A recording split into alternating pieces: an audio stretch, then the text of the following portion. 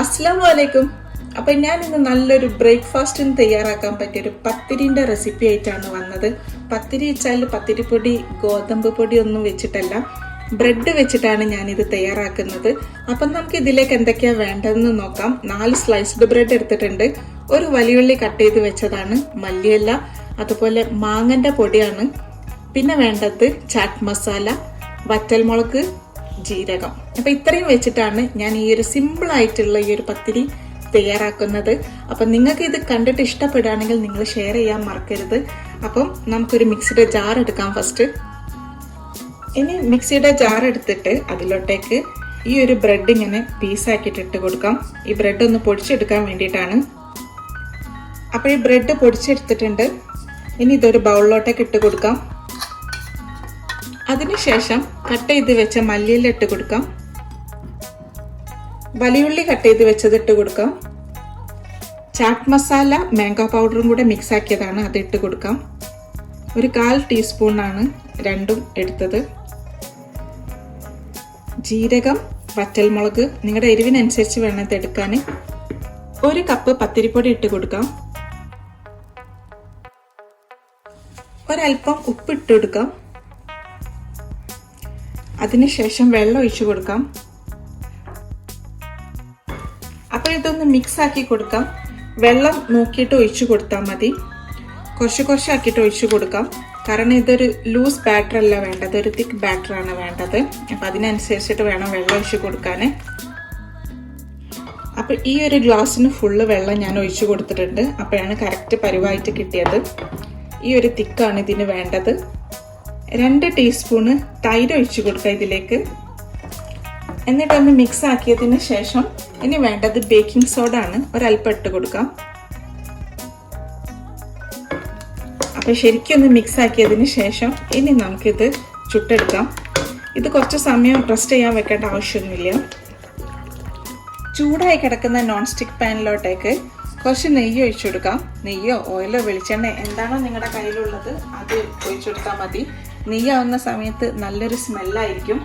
പിന്നെ വേണ്ടത് കരിഞ്ജീരകവും വെള്ള എള്ളും കൂടെ മിക്സ് ആക്കി വെച്ചതാണിത്. ഈ ഒരു രീതിക്ക് ഒന്ന് മിക്സ് ആക്കിയത്. എന്നിട്ട് കുറച്ചിട്ട് കൊടുക്കാം ഇതിലേക്ക്. അതിനുശേഷം നമ്മളിവിടെ തയ്യാറാക്കി വെച്ച ഈ ഒരു ബാറ്റർ ഒരു കയ്യിൽ ഒഴിച്ചു കൊടുക്കാം.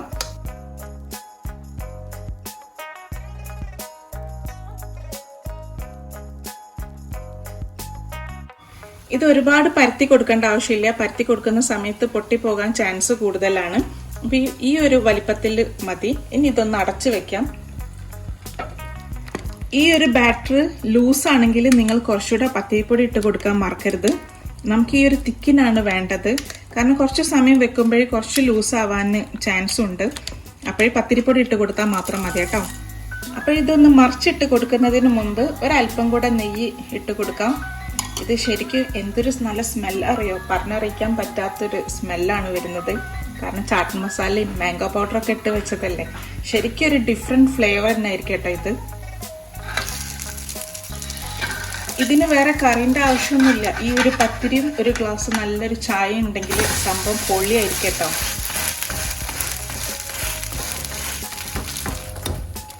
അപ്പൊ ഈ ഒരു പത്തിരി റെഡി ആയിട്ടുണ്ട്. ഇനി അടുത്തതും റെഡിയാക്കി എടുക്കട്ടെ.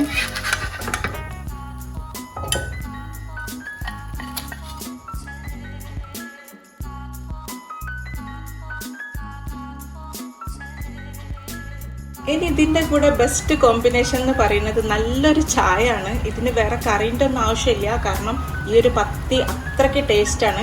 അപ്പം ഞാൻ നല്ലൊരു ഇഞ്ചിൻ്റെ ചായ ആണ് ഉണ്ടാക്കുന്നത്.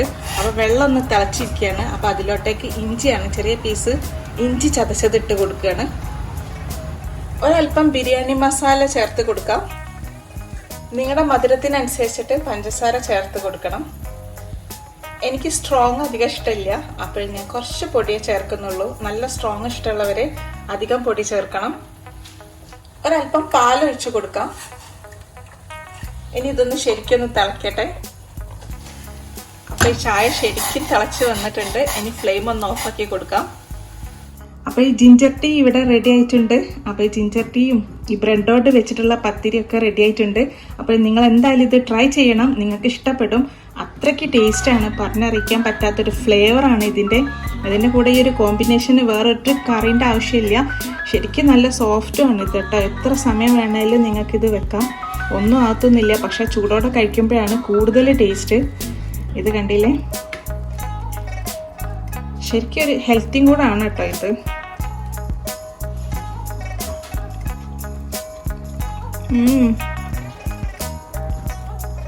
നിങ്ങൾ ട്രൈ ചെയ്ത് നോക്കൂ, അപ്പോൾ നിങ്ങൾക്ക് മനസ്സിലാവും ഇത് എത്രത്തോളം ടേസ്റ്റ് ഉണ്ടെന്നുള്ളത്.